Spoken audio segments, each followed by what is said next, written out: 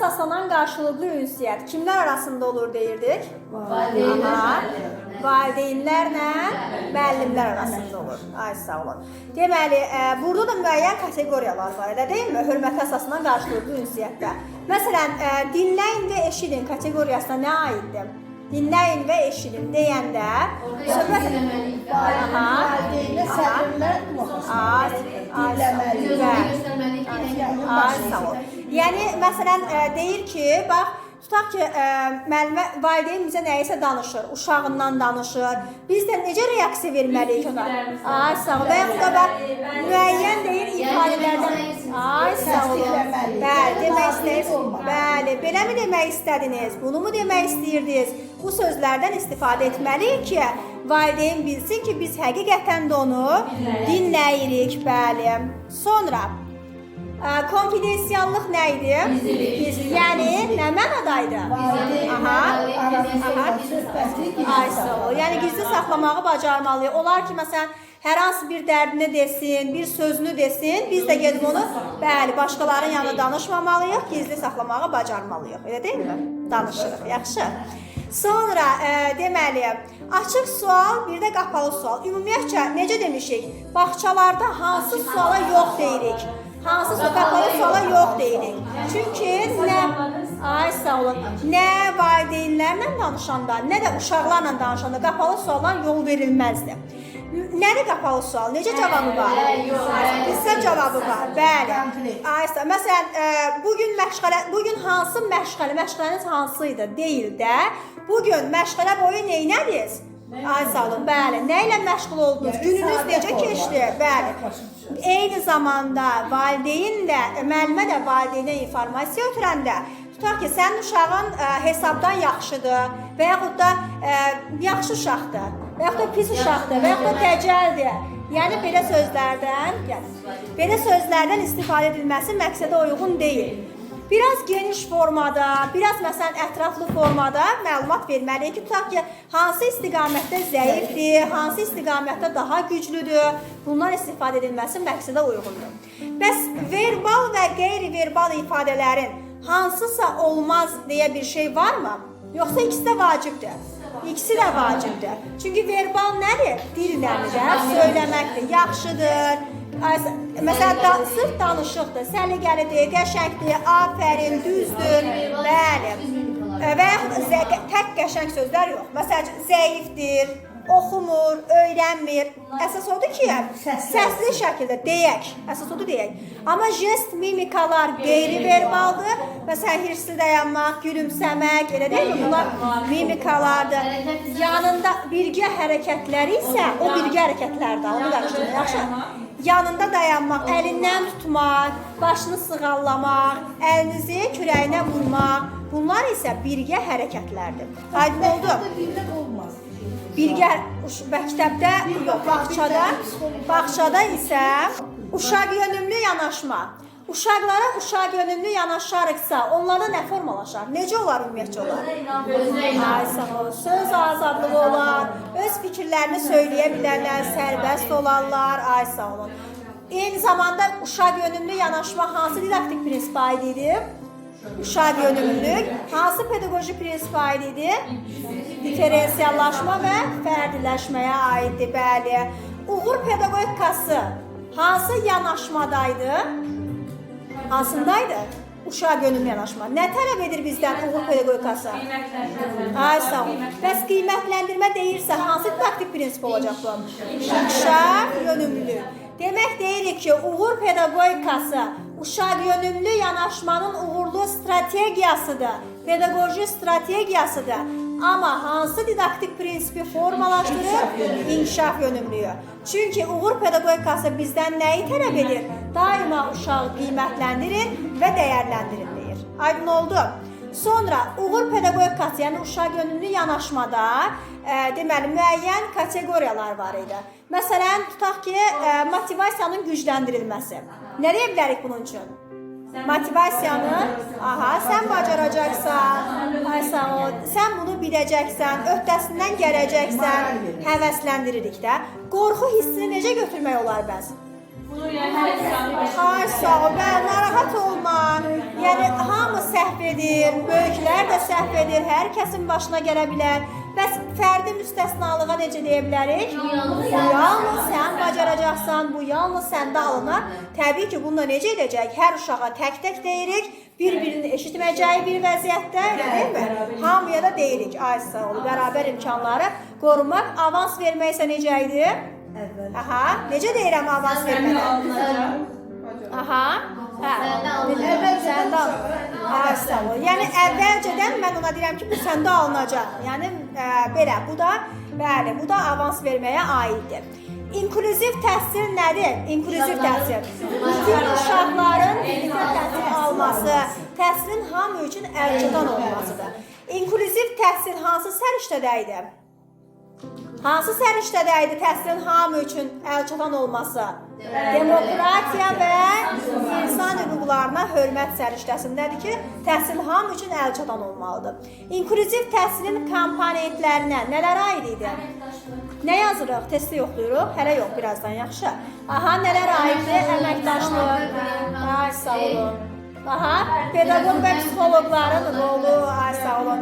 Reabilitasiya xidmətlərinin təşkil olunması, ailələrlə işin təşkili, ay sağ olun. Bəli, sual-cavabda hamı iştirak etsin bacardıqca. Yaxşı, bacardıqca hamı. Aha, sonra təhsildə digər xidmətlərin təşkil olunması.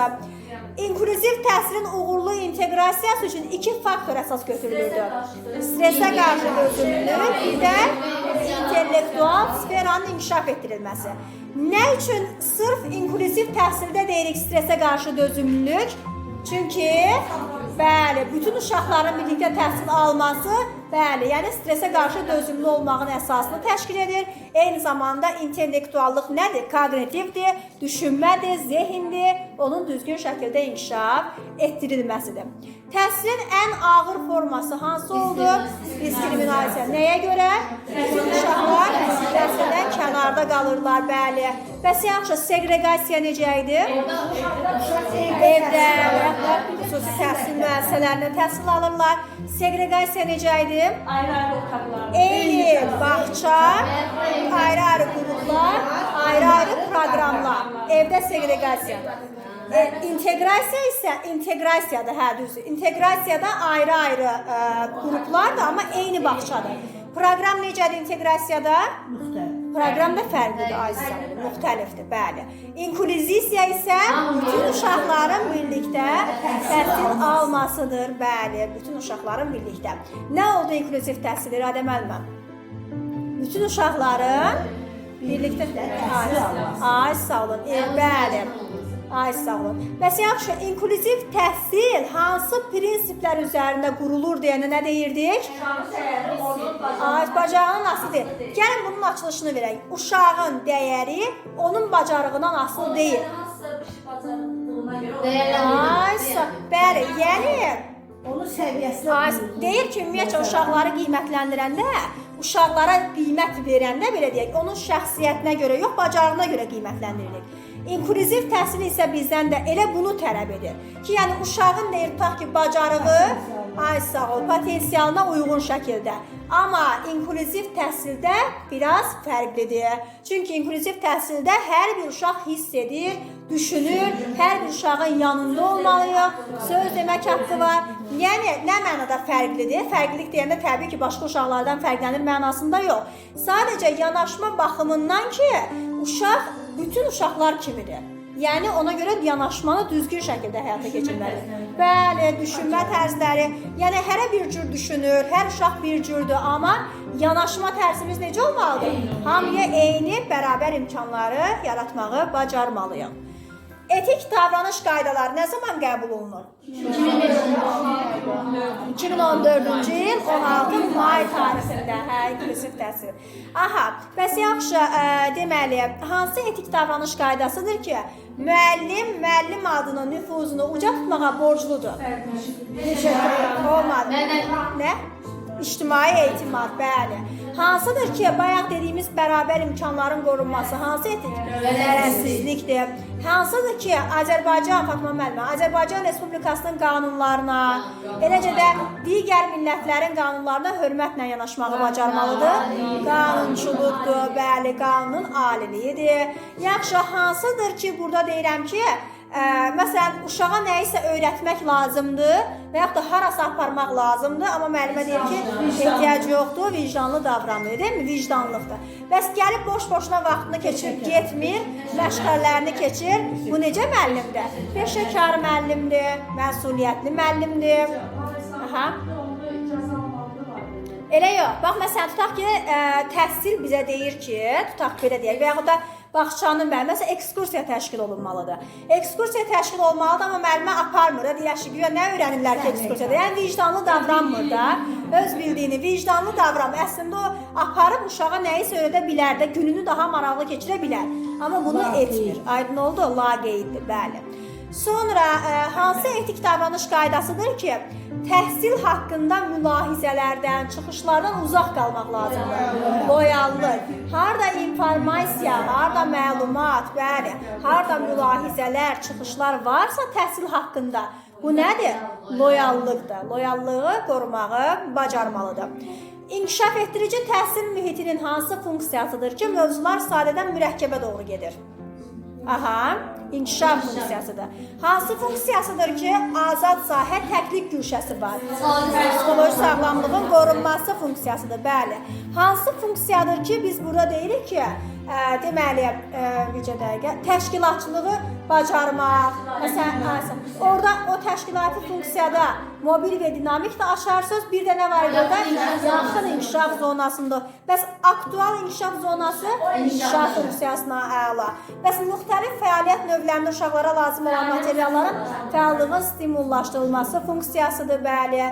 Hansı növləri var idi? Yox, inkişaf etdirici mühitin. Daxiliyə nələr aiddir? Daxiliyə, deyil mi? Xariciyə?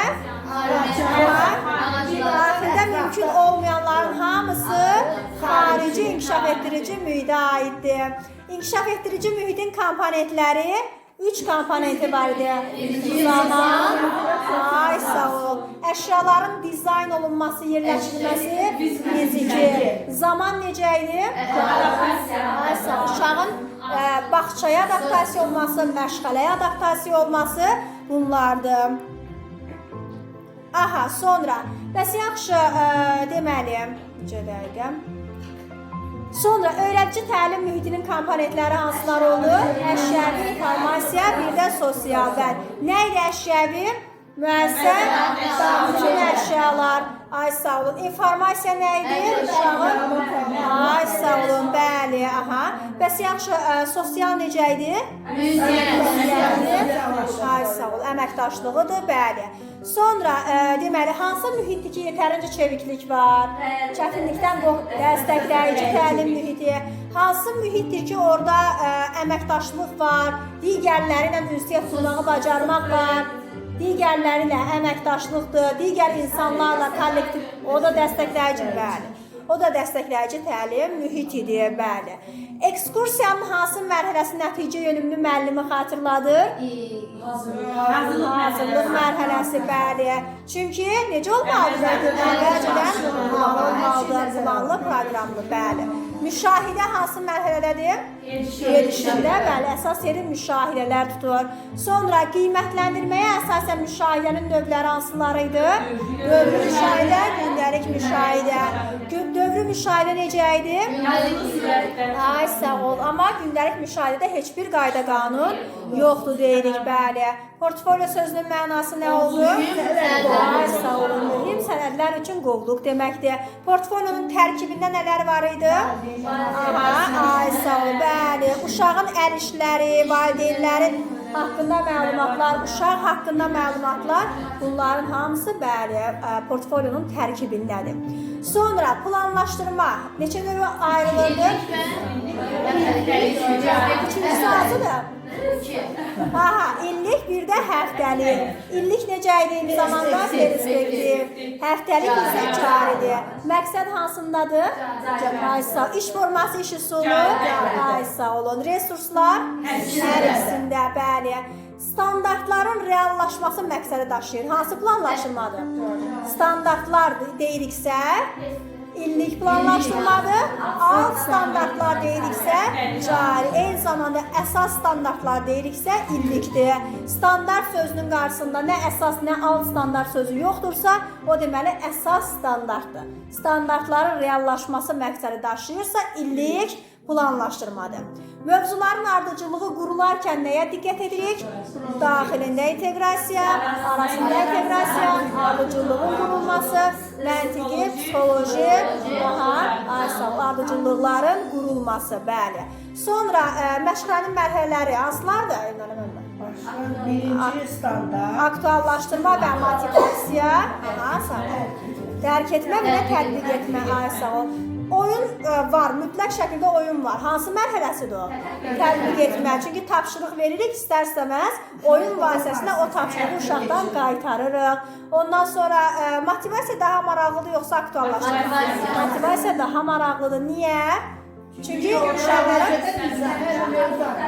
uşağın diqqətini cəlb edirik də, həvəsləndiririk. Məsələn, motivasiyada əyani vəsait kimi nələr deyə bilərik?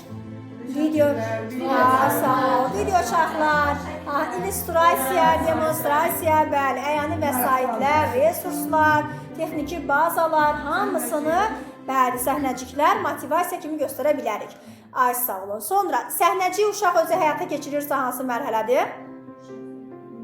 Tətbiq edir. Çünki artıq onu neyini öyrəndi və özü qaytardı. Səhnəciyi sadəcə olaraq uşaqlara müəyyən video çaxla ya özümüz müəllim olaraq göstəririksə, o motivasiya ola bilər. Çünki neyinirik? Diqqəti cəlb edirik. Aha, inkişaf sahəsi nə idi? Ümumi reallaşması məqsədi daşıyır. Hansı səriştə idi? Orada mənfini, müsbəti, yaxşı, müsbəti, təfəkkür. Hansı səriştə idi? Pula qənaət etməyi bacarırdı. Maliyyə savadlığı, kompüter, planşet, telefon,